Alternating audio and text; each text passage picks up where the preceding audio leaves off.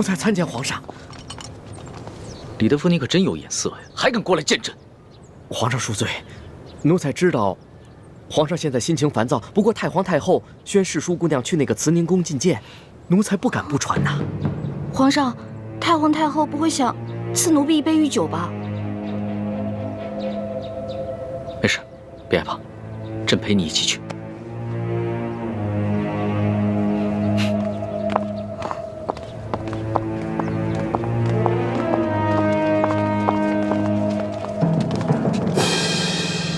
皇上驾到！皇上吉祥！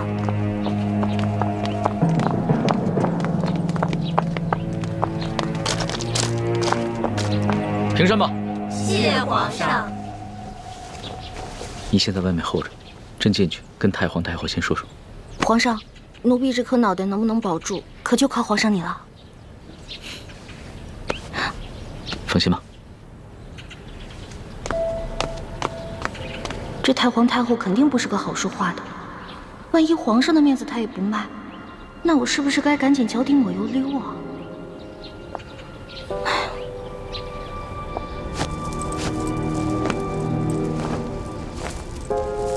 皇祖母吉祥。起来吧。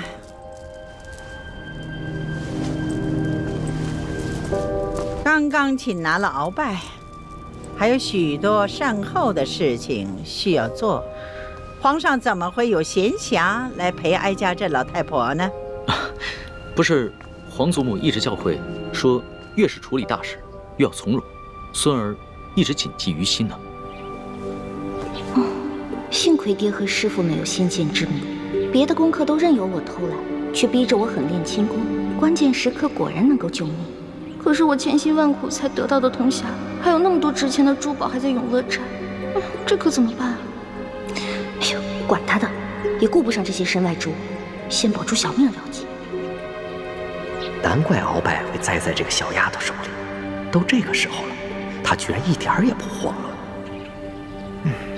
哎呀，皇上你亲政了，有许多事情呢可以自己做主张了，也用不着哀家这老太婆唠里唠叨了。皇祖母何出此言啊？孙儿心里极是惶恐，不知孙儿有什么地方做错了，还请皇祖母垂询。得了，去玩去吧啊！你们都退下。下去吧。皇上啊，听说你把李太医和那些工人们都赦免了。是，这个李太医啊，擒拿鳌拜有功，又救过孙儿的性命，而且这些工人都是伺候孙儿多年的老人了，孙儿心里极是不舍，所以就赦免了他们。朕少造一些杀念，也是为了皇祖母积福天寿嘛。哎呀，皇上啊，你可是刚刚亲政啊，就如此妇人之仁，以后怎么立威啊？你那个叫什么李义欢，这个小小的答应，他当着众臣的面打了皇上一巴掌，而皇上竟然不仅不惩罚他，反倒给他还特设了一个笔墨诗书的女官员的位置，还给他赐了一个永乐斋。哎，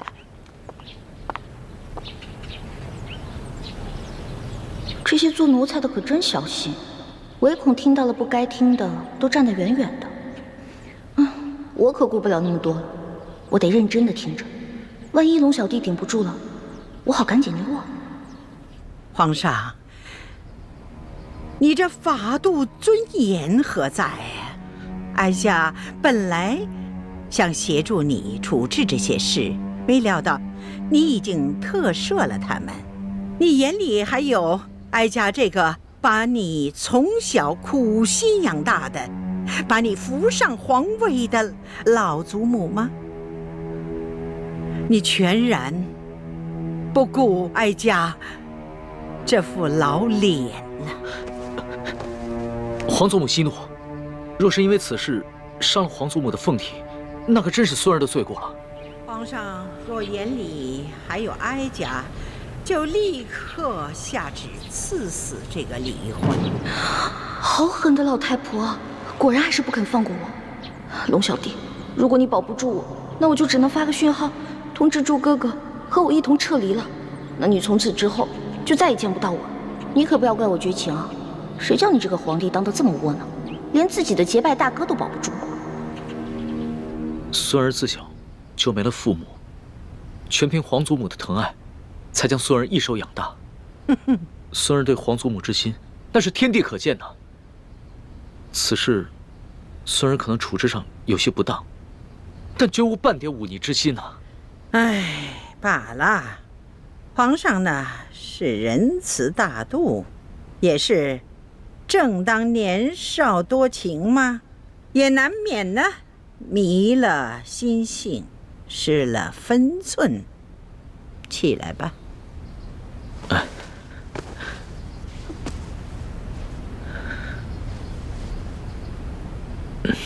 皇祖母，您先消消气。这个易欢呢，是孙儿在出宫微服私访的时候结识的。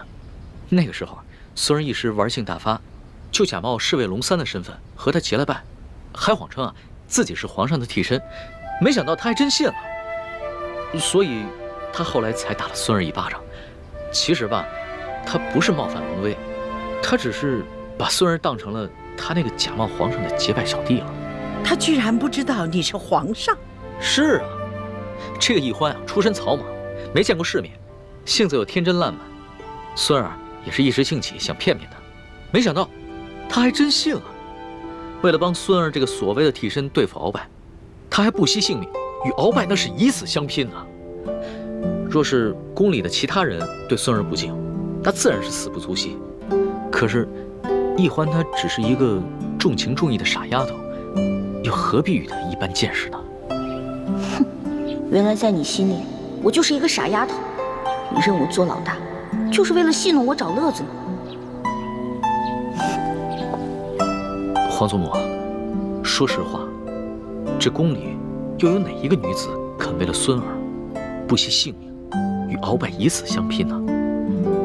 就看在他对孙儿这份难得的情谊上，饶了他吧。皇上，能说一句老实话吗？你是不是真的为这个李易欢动了心了？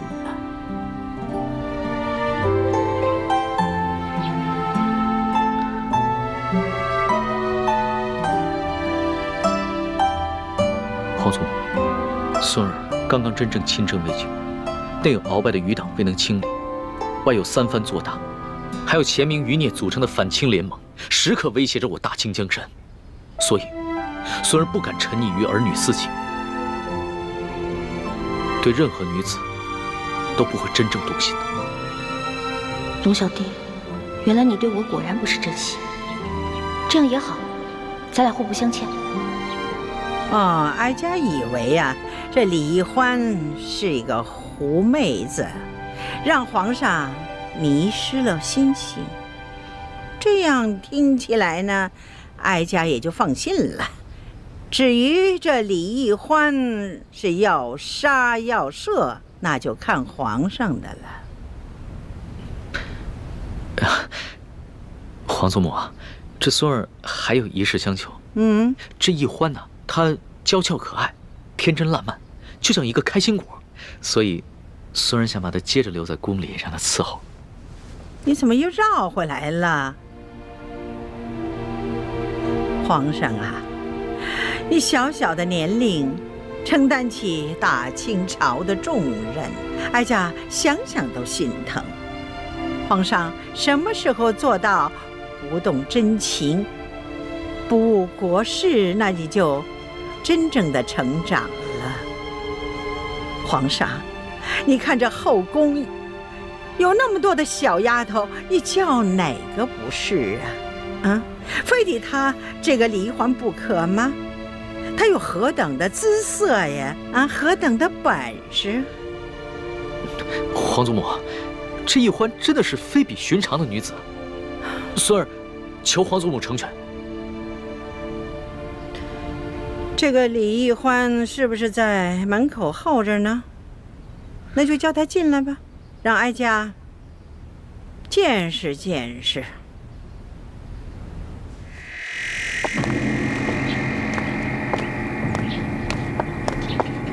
太皇太后和皇上宣世淑姑娘觐见。是，奴婢遵命。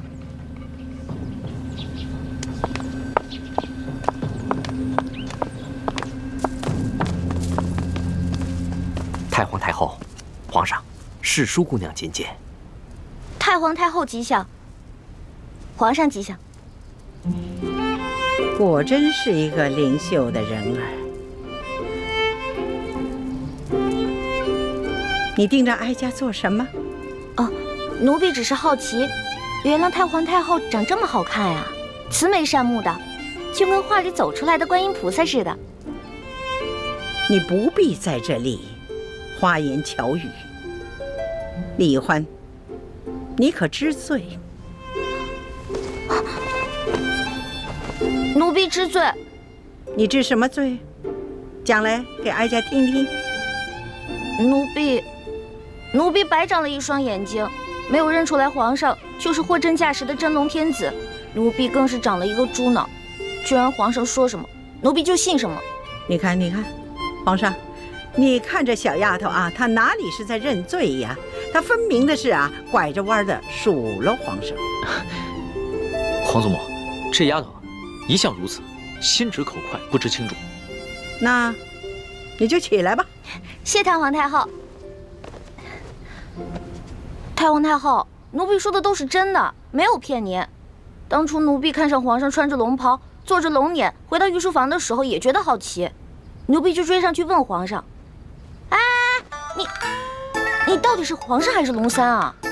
结果皇上一脸严肃地跟奴婢说：“嘘，小声点，我当然是龙三，不是皇上。”你不是皇上，可是为什么外面那些人都跪下叫你皇上呀？那是因为我呀是皇上的替身。啊？你是皇上的替身啊？对啊，因为我身形跟长相都酷似皇上，所以啊我是皇上的替身。你也知道，咱们大清啊虽然入关数十年了，但是根基未稳，皇上又年少，刚刚亲政嘛，不光这钱民余孽，还有很多朝中的大臣都想谋杀皇上，所以呢，我就当皇上的替身。原来是这样啊，怪不得你会跟我结拜呢。要是皇上的话，怎么能跟我结拜呢？对啊，这回知道了吧？为什么我龙三你在宫里打听不出来了吧？那是因为我不是一般的侍卫，我呀只需要在皇上需要我的时候出来露面就行了。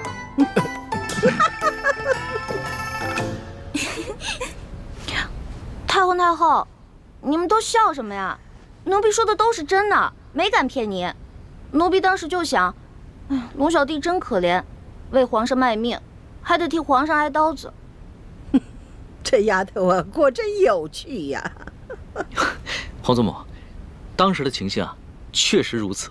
孙儿啊，也是一时童心未泯，见这个丫头什么都不懂，特别有趣儿，想逗一逗她。想逗逗我，但是奴婢当真了，真的把皇上当成兄弟，不想看着你去死。太皇太后，奴婢真的以为他要去跟鳌拜拼命，所以就把身上的金蚕背心脱了下来，给了他，还陪着他一起去跟鳌拜拼命。要不是我哥哥及时赶到，恐怕我跟皇上就……瞧这丫头啊，委屈的哟。得了，哀家呢就饶过你了。真的？谢太皇太后，还是太皇太后好，不像皇上就知道欺负奴婢。哀家听说你在大庭广众之下，当着那么许多的大臣们的面，打了皇上一巴掌，是吗？哀家着实的恼怒啊！没想到，就像皇上说的，你只不过就是一个不懂规矩，而且呢，还对皇上有恩有义的一个小傻丫头。所以太皇太后，您的意思是，可以饶恕奴婢啦？不，你毕竟打了皇上，你这叫犯上啊！要是对你不进行惩罚，哀家和皇上的威严何在呀？太皇太后，您还要罚奴婢啊？哀家对你呀，是死罪可免，活罪就不能饶啊。这么着吧，你哪只手打了皇上，那就伸出哪只手来，就得挨打50手板。太皇太后，我爹跟师傅从前总打我手板，我都打怕了，能不能换一个不打手板啊？死罪都给你免了，你还在讨价还价呀？不是，奴婢不敢还价，只不过奴婢是用右手打的皇上，可是奴婢这右手受了伤，还缠着绷带呢。太皇太后，您看。是啊，皇祖母，奕欢手上的伤啊，还是为了救孙儿，被鳌拜用匕首给刺的，这伤口又长又深，这血好不容易才止住的，现在还没愈合呢。那就伤好了再打。太皇太后，您就饶了奴婢吧，奴婢知错了，奴婢以后再也不敢了。这样吧，哀家呢再给你一个机会，哀家出3个题目，你要是答对了，就免去这50手板。考试啊？奴婢最怕考试了，能不能不考试啊？你这个小丫头啊，又怕死，又怕挨打，又怕考试，那怎么着？那是挨杀头呢，还是挨打呢？还是应考试呢？那还是应考吧。不过太皇太后，您出的问题会不会根本就没有答案啊？哎呀，哀家怎么用这种方式来对付你这个小丫头啊？哀家出的题目是有答案的。是，太皇太后息怒，是奴婢小心眼儿了。那请太皇太后出题吧。告诉你小丫头啊，这后宫之主是皇后，就由她来出这3道题。1个时辰之后回来再考你。是，谢太皇太后。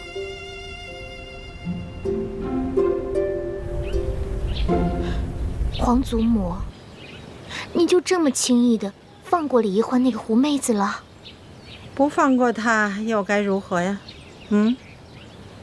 就算是灭了她，你想想，皇上也不会亲近你，更会疏远你的，哀家也会遭到一生的怨恨的。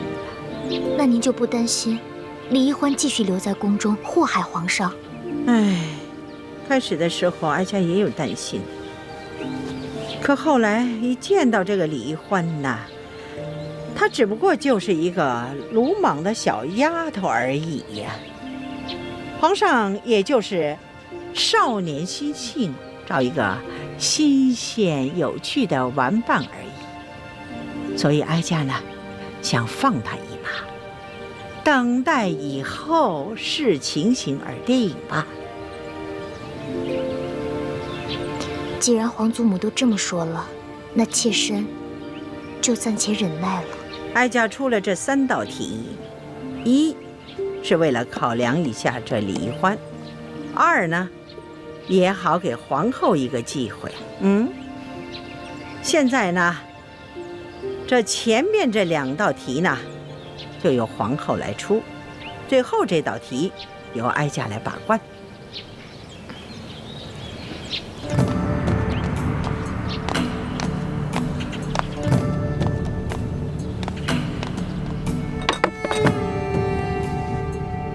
好，这第1道题呢，你要用一根绳子，把这块冰从这个碗里挪到那个碗里。这么简单啊？不简单，条件是不能用这根绳子拴住这块冰。那我可以用其他的东西帮忙吗？可以呀，但是只能用一只手，这只手呢还不能碰到那块冰。黄祖母，这也太难了吧？这只能用一只手，又不能接触这冰块，那怎么用这根线把这个冰块挪到那个碗里去啊？皇上啊，若是这丫头认输的话，哀家就让李总管给你做个演示。可是这50手板，你就着实的挨上了。皇祖母，这奕欢手上还有伤呢。那伤好了再打。皇祖母，这个奕欢要是实在办不到，能不能看在孙儿的面子上，给他换一道题啊？哀家是一再让步啊，已经给皇上足够的面子了。皇上，不用再替奴婢求情了，奴婢已经想到办法了。真的？你确定啊？请太皇太后跟皇上给奴婢一点时间，奴婢要去拿一样东西。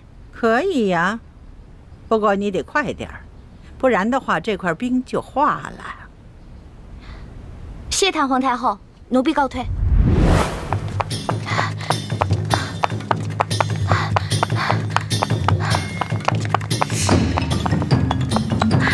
让开！哎，谁家野孩子呀？没点规矩！让开！哎，这孩子。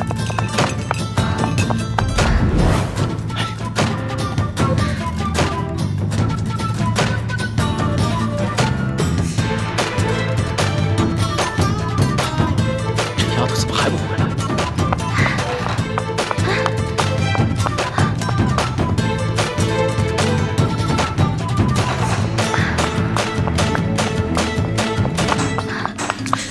这冰都快化了，你想出来办法没有？奴婢想到办法了。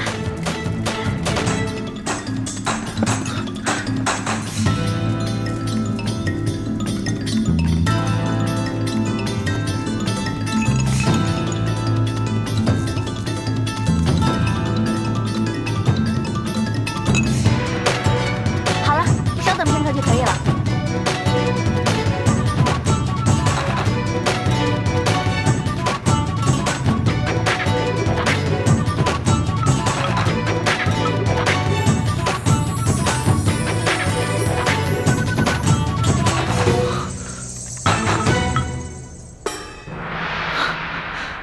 这丫头，没想到居然用这个法子。你这罐子里边装的什么东西啊？这是奴婢抓紧一切时间从御膳房拿了一罐盐。哦，朕明白了。朕以前学的功课里边也有这一门知识，只不过刚刚情急没有想起来。奕欢，想不到你还挺博学的。皇上千万别夸奴婢了。从小到大，奴婢不喜欢好好学习，但是什么都学，只会那么一点点，杂而不精，跟博学二字万万沾不上边儿。奴婢之所以知道这个办法，是因为小的时候，在冬天啊，奴婢喜欢跟自己的哥哥用盐水呢冻冰人儿，所以才知道这个法子的。好啊，小丫头，这第一道题就算你过关了。哀家接下来再考你第2道题。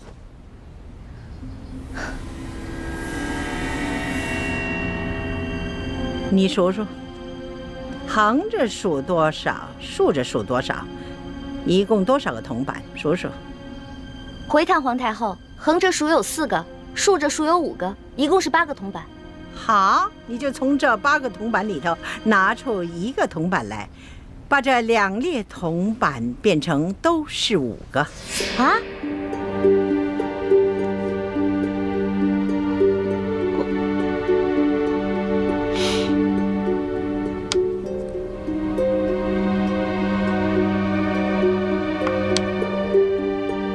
可是这不对啊，横着就变成5，竖着变成4个了。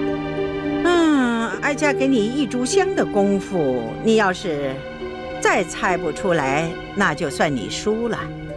完了完了！小的时候，奴婢不想好好学习，老在师兄师姐面前捣乱，而师傅们总是吓唬我，把戒指高高举起，轻轻放下。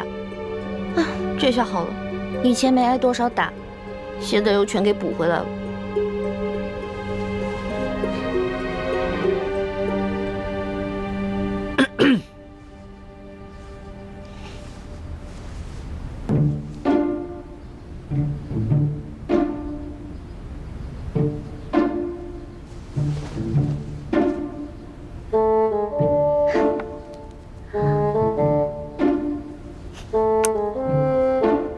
太皇太后，您只说了只能移动一个铜板，但您却没有说不能重叠。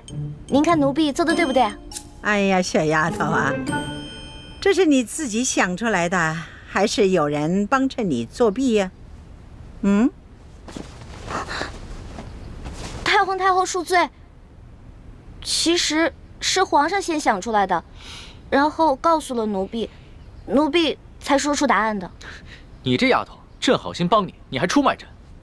皇上，对不起，如果这道题没做出来是小事儿，但是如果因此欺瞒了太皇太后，那可是犯了大罪。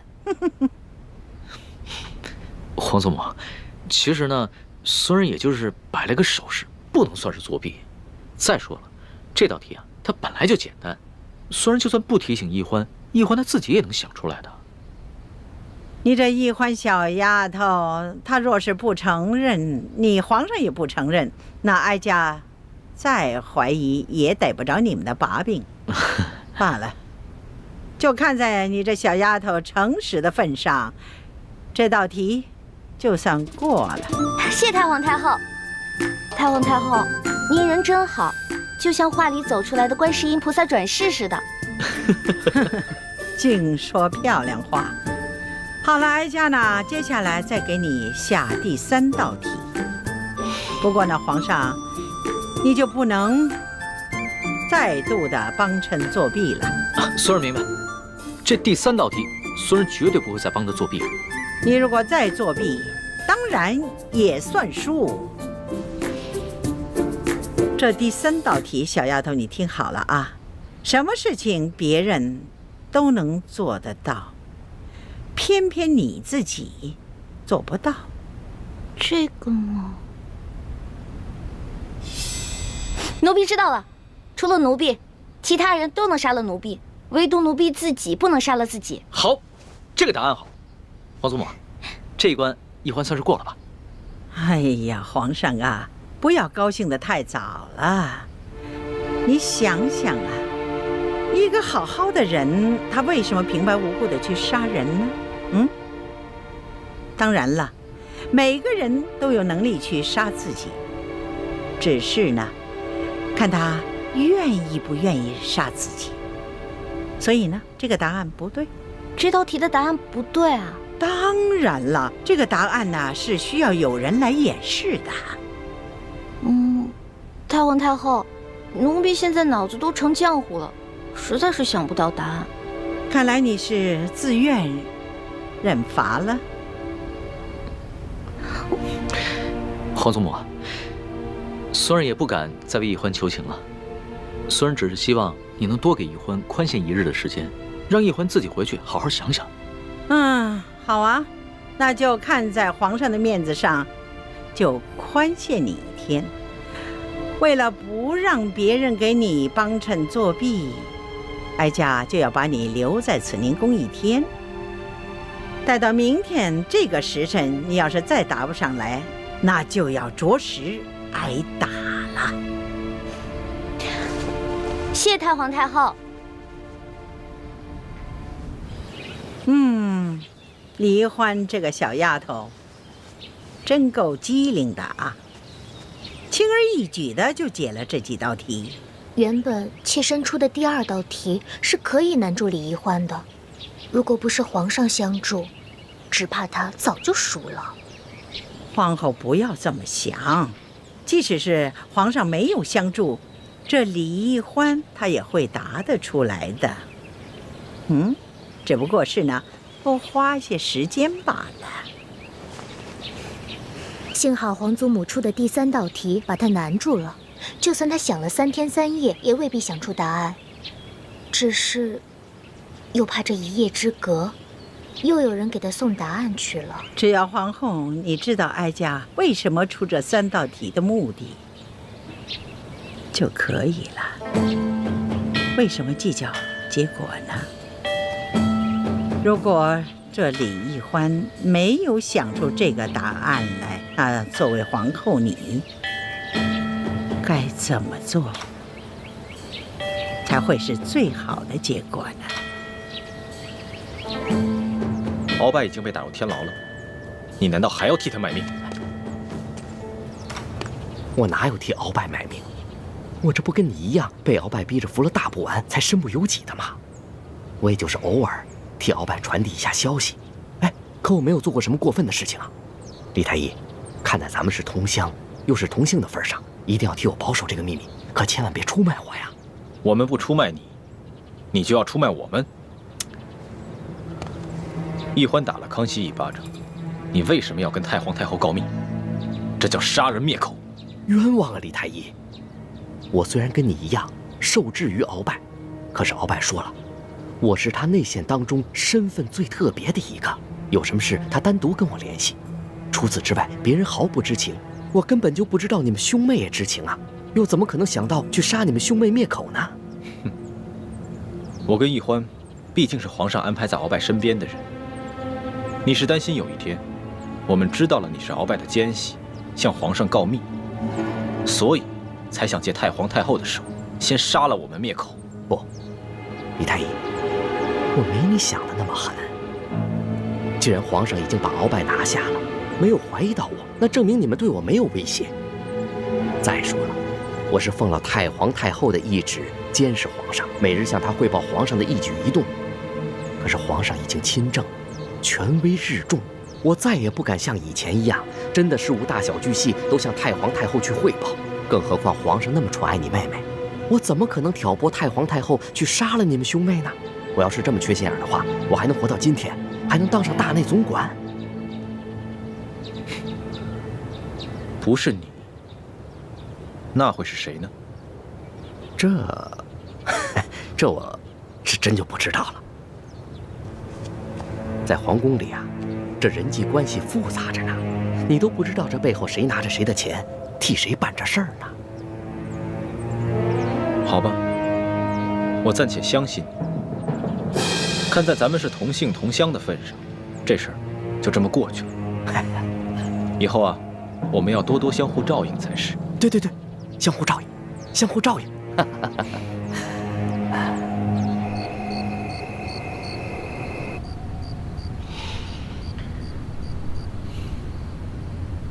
皇上，怎么愁眉不展啊？是在为易欢妹妹烦心吗？太皇太后出的最后一道考题实在是太难了，真想破了脑袋也想不出答案来。妾身想来想去，也想不出什么办法。哎，雪嬷嬷，你可有什么好的主意啊？老奴也想不出来。皇上不必发愁，这朝中人才济济，皇上何不暗中召集几位心腹大臣，共同商议一下，集思广益呢？说得对啊，婉心，这后宫之中，就属你最温柔体贴。别的嫔妃啊，都嫉妒易欢，巴不得暗中盼着易欢出事，只有你，才是真心实意的对她。妾身一来是为了帮皇上分忧，二来是真的喜欢易欢妹妹。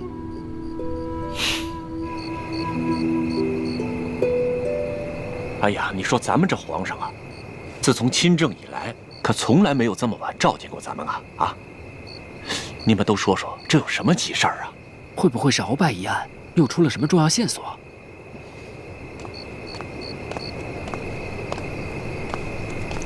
嘿，李太医，你也来了？哎，莫非是皇上他龙体欠安啊？哎，嘘，这话可不敢乱说啊！小心，这叫祸从口出。明珠大人，哎，李太医，说什么？怎么回事？啊，皇上突然差人传来口谕，让卑职火速觐见。却没有说所谓何事。哦，行，进去吧。走，明珠大人请。请啊，诸位爱卿，朕深夜召诸位前来，是因为朕碰到了一件为难之事，朕思虑了许久，都没有想出答案，所以啊，想听一听诸位爱卿的高见。敢问皇上是何为难之事啊？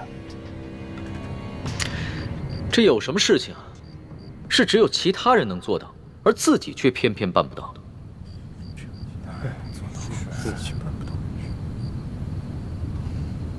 哦，原来皇上是为这样的事情在为难啊。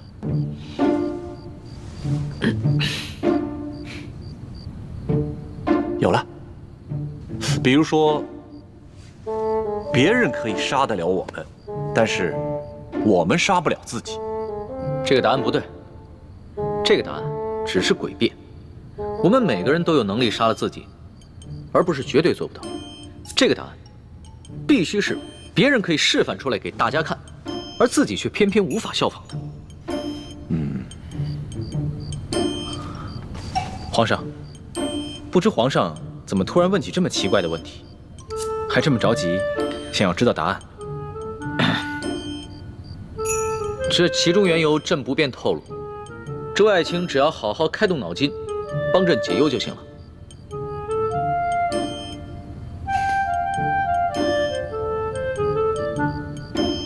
有了，皇上。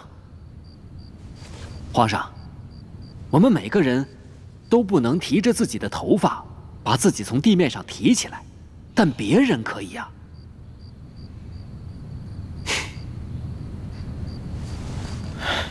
这个答案也不行。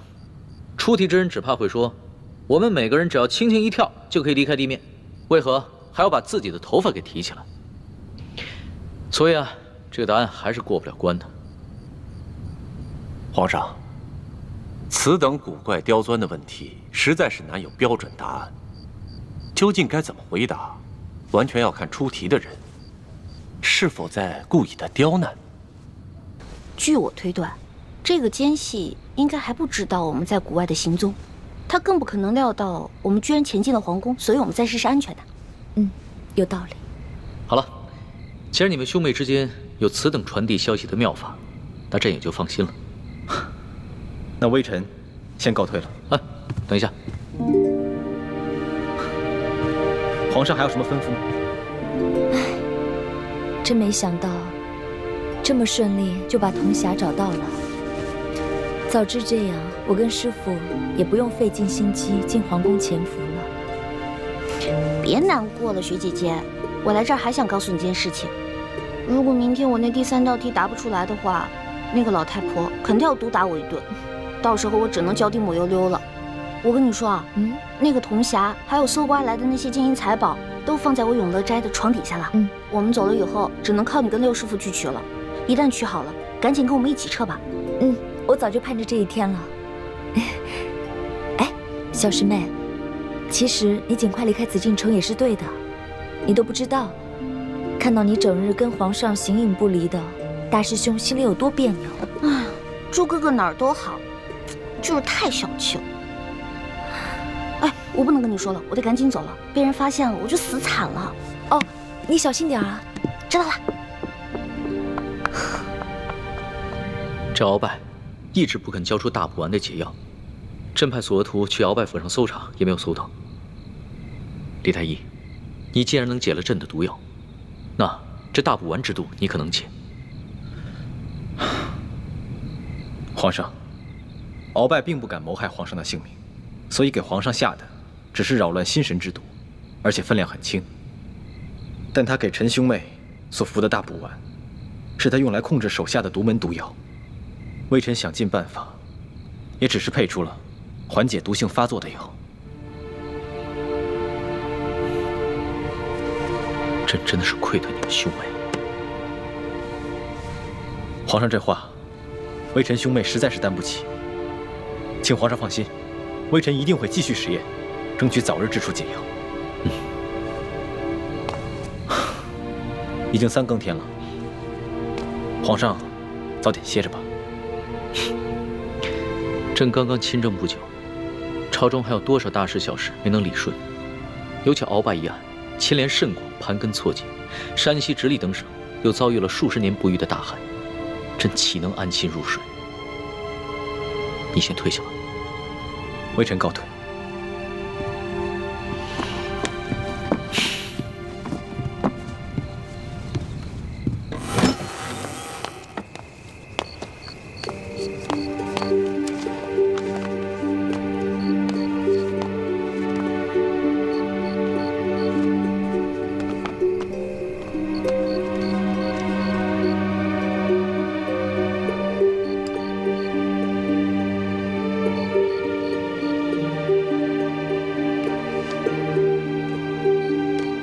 想不到他竟如此勤政。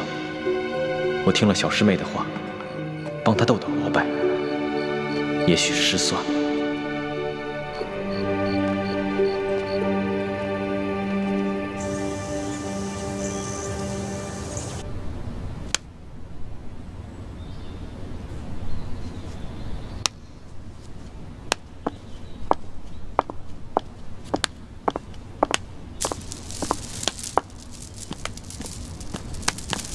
太皇太后吉祥，皇上吉祥，皇后娘娘吉祥。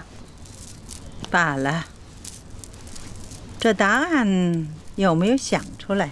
太皇太后，奴婢脑子实在太笨了，所以到现在答案还没有想出来。哦，那你可得要抓紧了，这转眼就要正午了。不好意思了，龙小弟，5时一到我就会马上逃出宫去。我们也许就再也见不到面了。太皇太后，您跟皇上在这，奴婢实在太紧张了，能不能到门口去想啊？哀家准你了。哀家倒要看看你这小丫头还能耍出什么小花样来。奴婢绝不敢耍花样，多谢太皇太后，奴婢告退。慢着，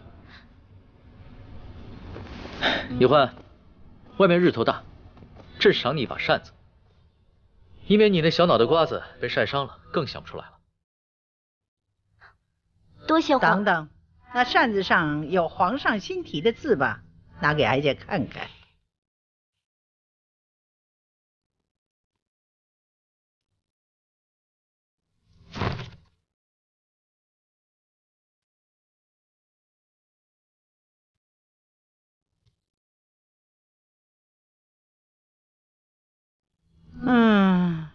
以哀家看来，这皇上的字就是好啊。拿着吧。多谢皇上。奕欢，你腰上的那个琉璃坠子倒是挺别致的。朕记得你哥哥也有一块同样的吧？奴婢跟哥哥是同日所生的双胞兄妹。这个琉璃坠子呢，是爹送给我们的生日礼物。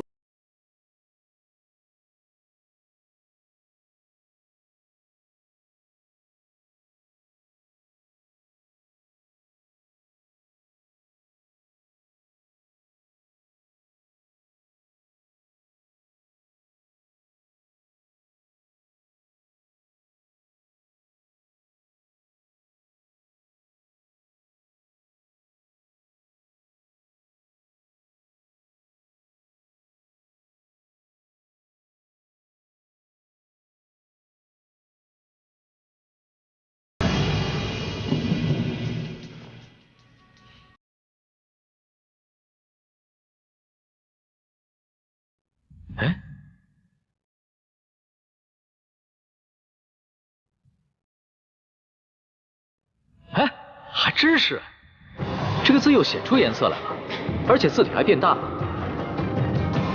这个琉璃坠其实是一个彩色的放大镜，是微臣的爹从一个西洋商人手中购得，送给臣和臣妹的10岁生日礼物。臣兄妹各有一个，随时带在身上。到时候，皇上只要将答案用这药汁抄写在这扇面之上，传递给臣妹即可。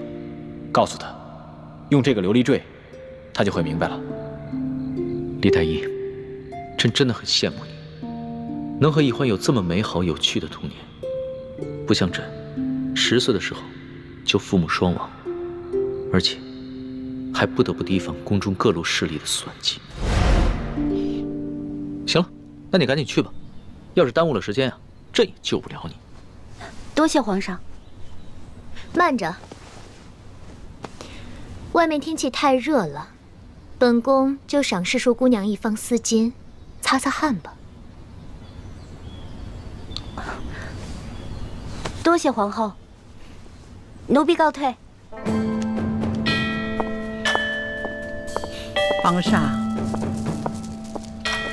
皇上好像一点不为这小丫头担心呢。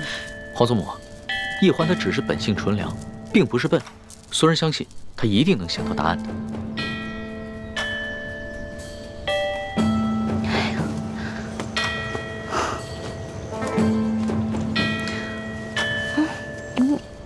皇祖母小心。来，皇上，能不能叫2个人帮奴婢推下车啊？走了。这。谢皇上，你们2个帮我推下车。哎，你扶我一把。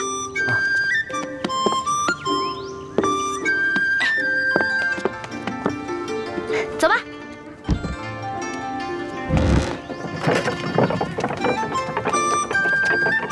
好，停。来，放下。那个，你再来扶我一下。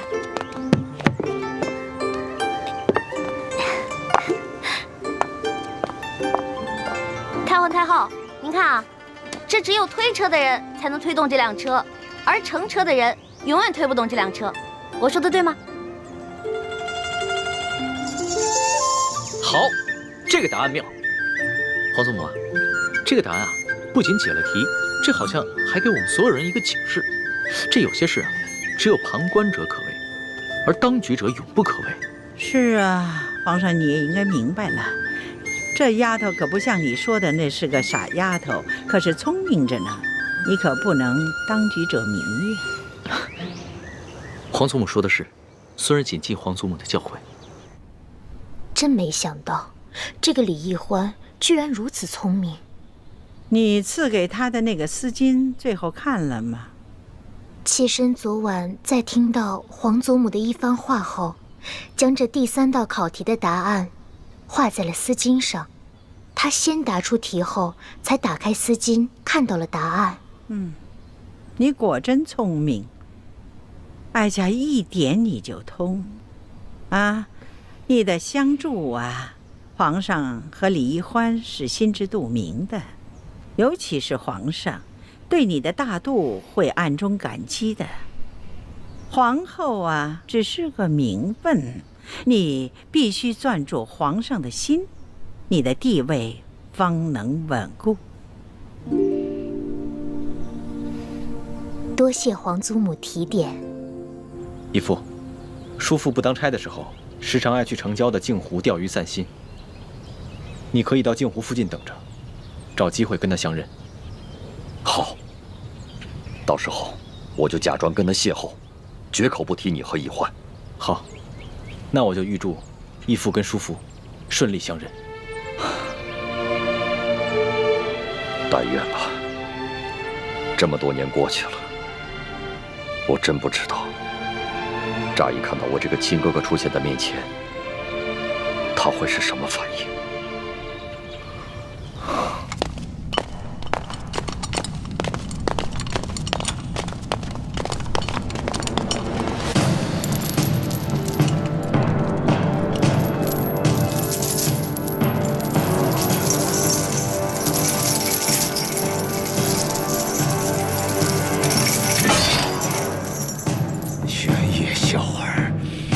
终于赶来见老夫了！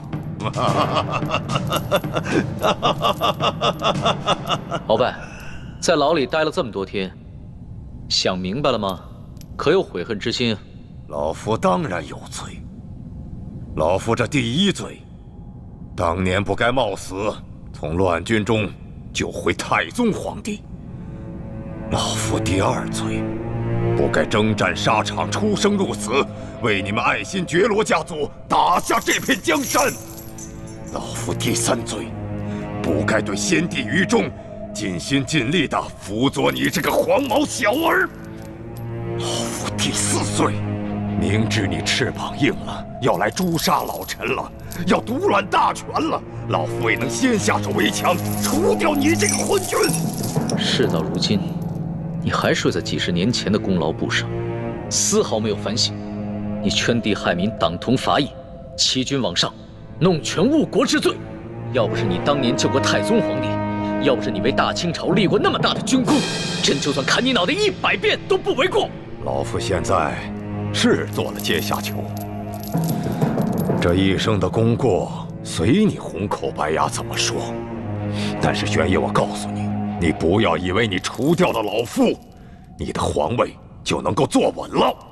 在你身边潜伏着2条毒蛇，他们随时都会要了你的命。你说的什么意思？朕不明白。那老夫就告诉你，你以为李建清和李易欢兄妹2人是真心对你效忠的吗？他们实际上是在挑起你我君臣之间内斗，居心叵测。他们帮助你擒拿住老夫，只是为了骗取你的信任罢了。在你未动手之前，那个李建清就来找过老夫，把你的计划悄悄地告诉了老夫。老夫只是一时拖大，以为就凭你训练的那几个会摔跤的少年，怎么能拿下老夫这大清第1勇士呢？也没料到那李氏兄妹2人居然会反水，这才让你侥幸的险胜了。皇上，鳌拜这会儿也许说的是实情，难怪他事先就服下了解药。你让李公公赐给他的毒茶也失去了效力，也许真的是有奸细给他透露了风声。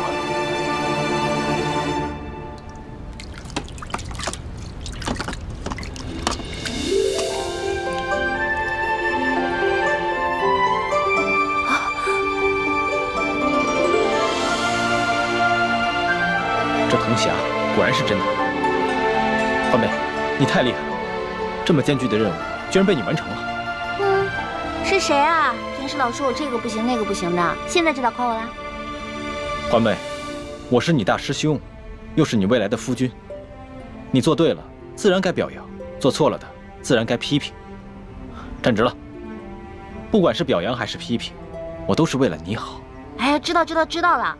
从小到大就这么几句，我耳朵都听出茧子来了。欢妹，我发现进宫以后，你越来越讨厌我了。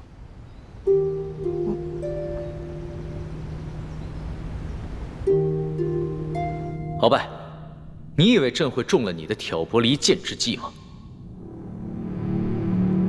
是，皇上，鳌拜也许死到临头了，还要这样搞挑拨离间的小动作。挑拨离间，玄烨，你这个无知的小儿！老夫虽然是你的眼中钉、肉中刺，可老夫是大清的8旗子弟，你我之间的君臣内斗，毁不了大清的根基。而那个李氏兄妹，他们不一样，他们来历不明，行为诡异，说不定就是那前明的余孽。是，你鳌拜是满族，李氏兄妹是汉族，可是拿匕首刺向朕的是你鳌拜，而挺身而出替朕挡刀的是李欢。若非李氏兄妹反戈一击，只怕你和朕的位置现在就一敌而处了吧。所以朕明白，你恨李氏兄妹，你巴不得置他们于死地，朕是不会上你的当的。玄烨小儿，你果真是一个没有出息的君王。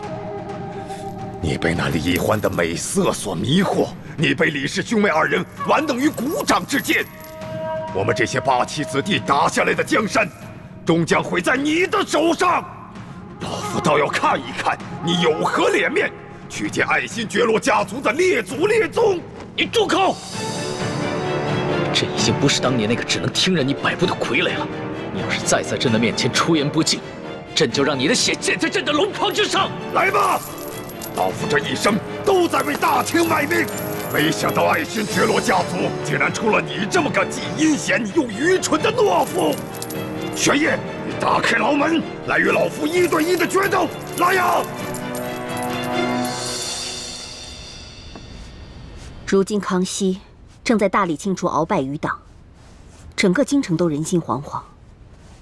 如果把这铜匣和易欢得来的珠宝全部运出宫去，放在慈航药铺反而不安全，不如就继续放在这个永乐斋吧。师父说的是，毕竟眼下这永乐斋还是安全的。等大师傅离京之时，咱们再把这铜匣悄悄带出宫去，让大师傅带走。不行，铜匣不能放在永乐斋，欢妹也不能继续留在紫禁城里。既然找到了铜匣，我们赶紧撤离吧。我们现在就撤离啊？怎么，你还想继续留在宫里？你忘了和你一同进宫，被刺死的那3个秀女了吗？忘了那些仅仅因为看到你打了康熙一巴掌，就被赐鸩酒的宫人了吗？好吧，朱哥哥，我听你的。那六师傅、学姐姐，我们一起撤吧。大胆，鳌拜，你这个狗奴才，死到临头了还敢对皇上大不敬！你以为你真的是什么大清的第一勇士吗？我告诉你，那只不过是因为你大权在握的时候，别人对你不得已的奉承而已。你想动手是吧？来呀，我索额图陪你练练。索图，若是你阿玛还活着，那老夫说不定还卖他几分薄命。就你现在这么个鬼模样，你还不配和老夫交手？你滚一边去！哼，鳌拜，在皇上面前，我不与你乘着口舌之快。且不说我们2家的恩怨如何，就是你现在这样在军前失仪，也是不可饶恕的大罪。我告诉你，你死到临头了！你可真会拍皇上的马屁，可笑！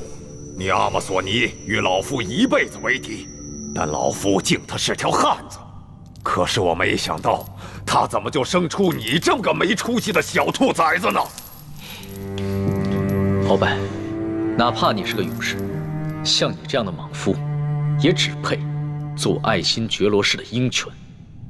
朕乃天子，治国安邦才应该是朕擅长的。你那些技击之术都是雕虫小技，朕纵然不如你，又有何妨？把他看好了，别让他自尽。你这个懦夫蠢货！你回来！你宁肯相信居心叵测的李氏兄妹，也不肯相信老夫这3朝老臣！你回来！我要见太皇太后！我要见太皇太后！回来！不行，我们现在还不能撤。第一，默笙和倩影他们还没有找到1号金钥匙，万一那把金钥匙就在这皇宫当中呢？第二，也是最重要的，鳌拜到底有没有在明珠谷安插奸细？这个奸细到底是谁？我们一定要查个清楚。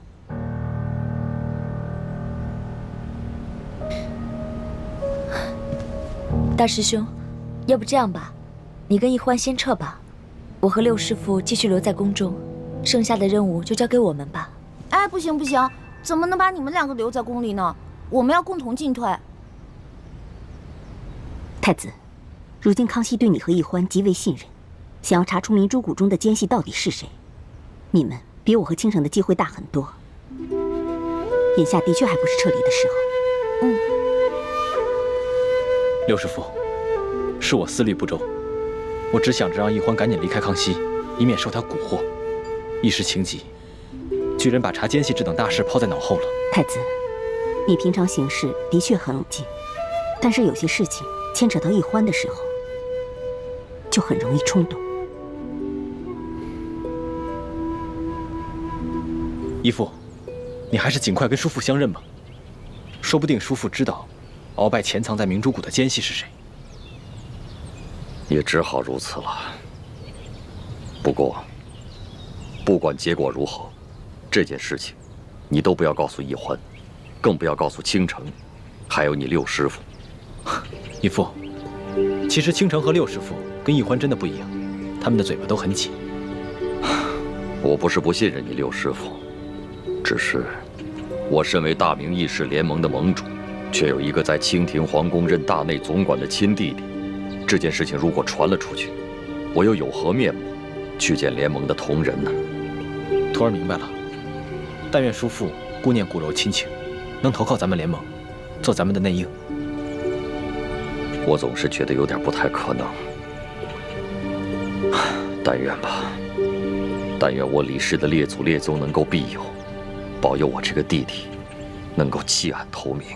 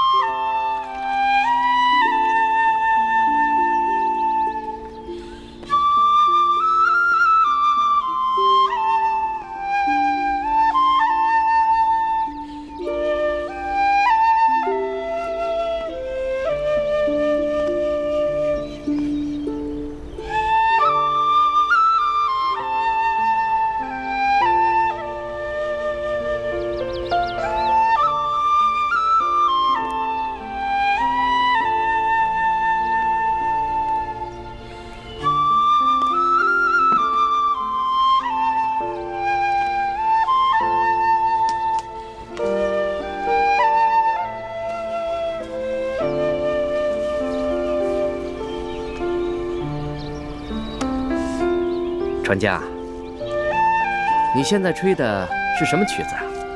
我怎么听着这么耳熟啊？好像是在哪儿听过一样。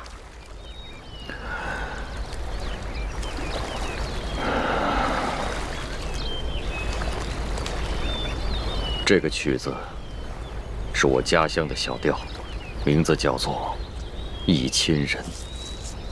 忆亲人？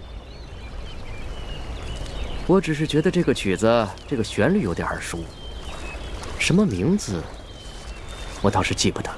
这首曲子是我老爹在世的时候最喜欢吹的，我的弟弟也特别爱听。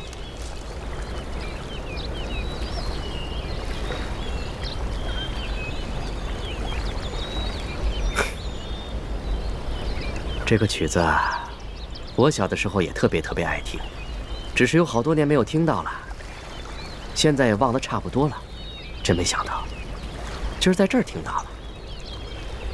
客官莫非也是陕西榆林人士？没错。那你可记得皂角村中有一户姓李的农家，那户人家有一对孪生兄弟，哥哥叫李德禄，弟弟叫李德福。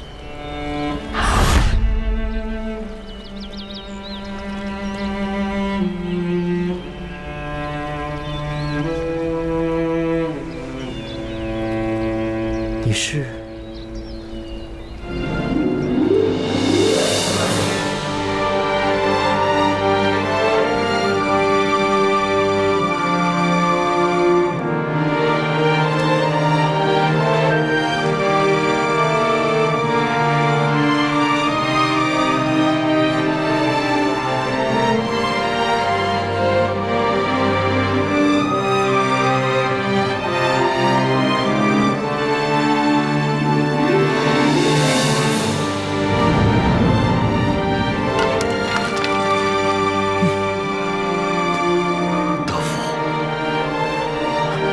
认得哥哥吗？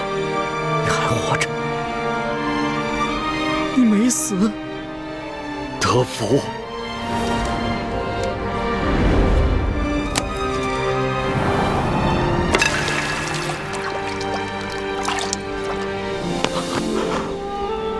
德福，真没想到，哥哥在有生之年还能再见到你。我原本以为你早就不在人世了，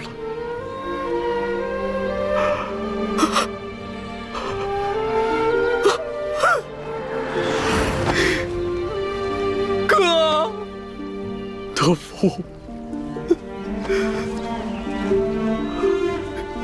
哥，德福。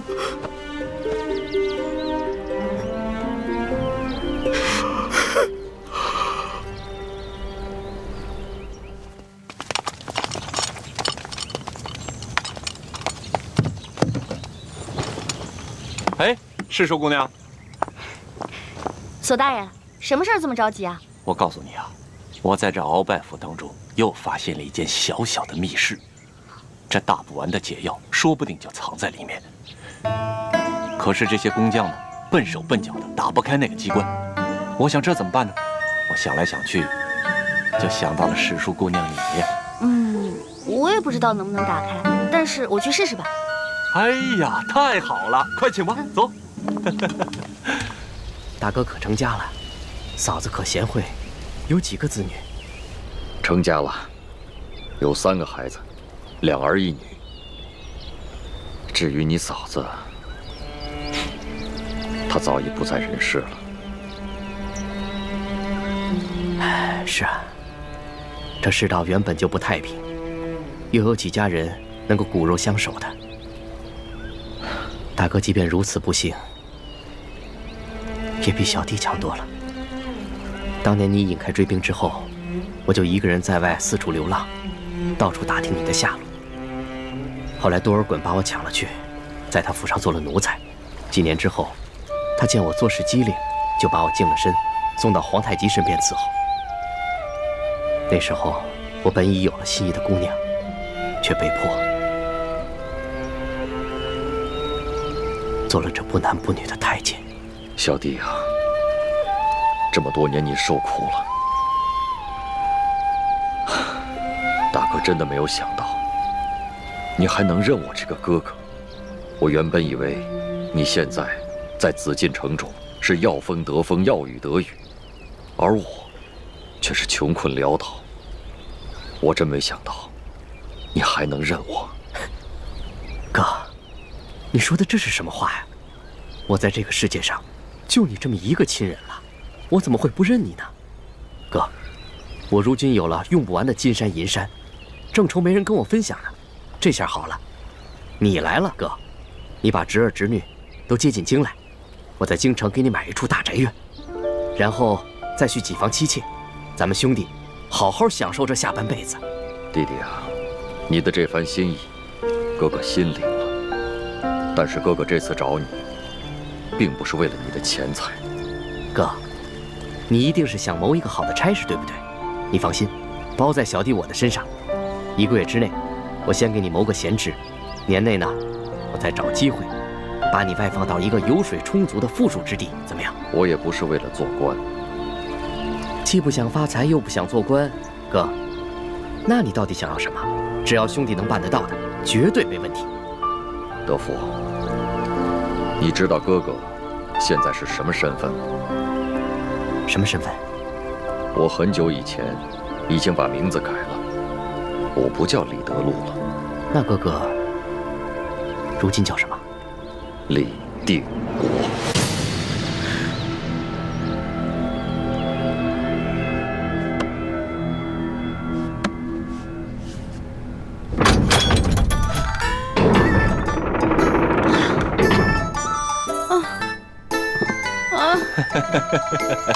累死我了！哎呀，世淑姑娘，真是辛苦你了啊！索大人吃。索大人，我查看去。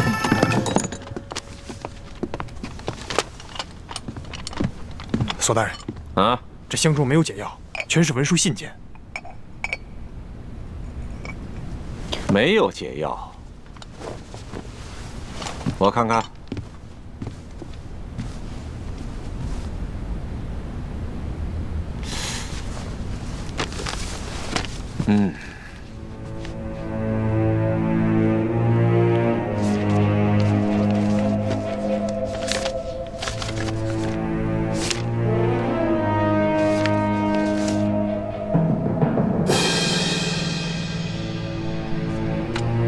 纳赛，在。把这2个箱子给我封起来，抬进宫去，呈给皇上。德福，你可愿意跟哥哥一起共干一番大事业，光复我大明王朝？德福，你倒是说话呀！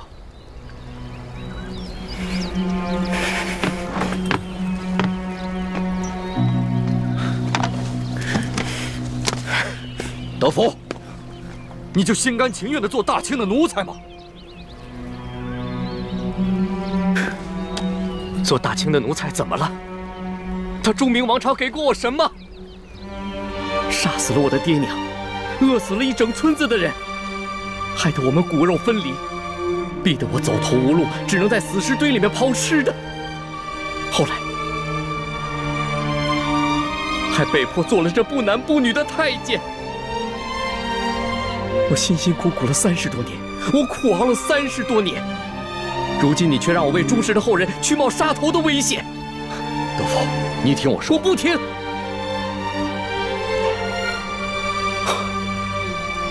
我知道，我听说过你李定国，朝廷还以为你战死在云南了，没想到你还活着，还组建了一个什么大明义士联盟。道不同不相为谋，你我都不必妄想劝动对方。我只有一句话：你若做回李德禄，那你还是我大哥，我愿与你共享荣华富贵。但你若坚持做你的李定国，那你我就当彼此早在40年前都死了吧。弟弟。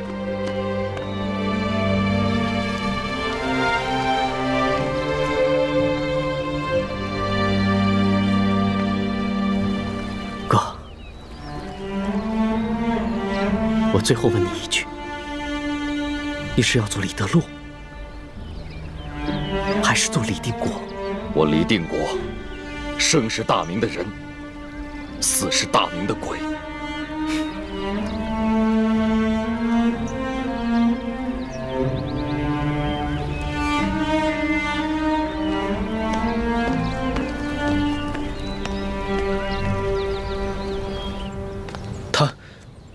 他就这么走了？我还指望着能从他那里打听到有关鳌拜内奸的消息。义父，那我们现在该怎么办？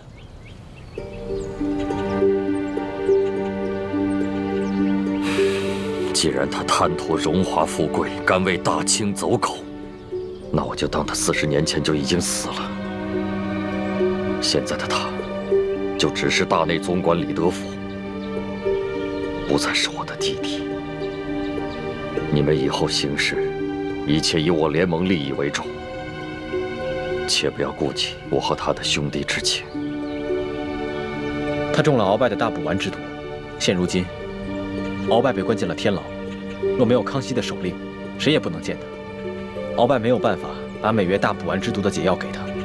义父，你看，我是否要把彻底解除大补丸之毒的解药给他呢？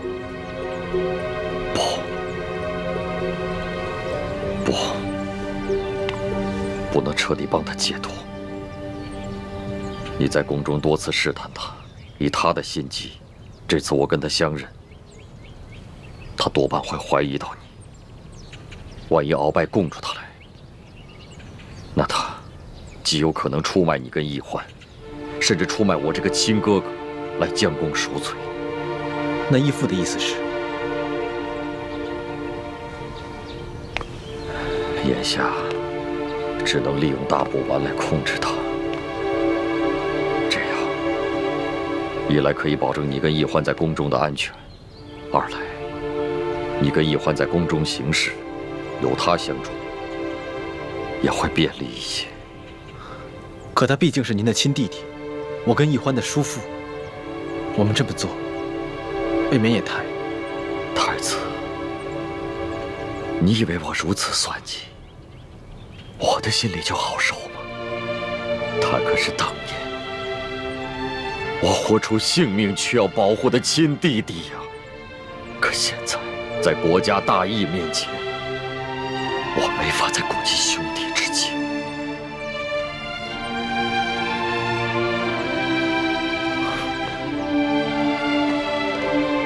朱慈轩，代表朱氏所有人和逝去的列祖列宗，多谢晋王大义。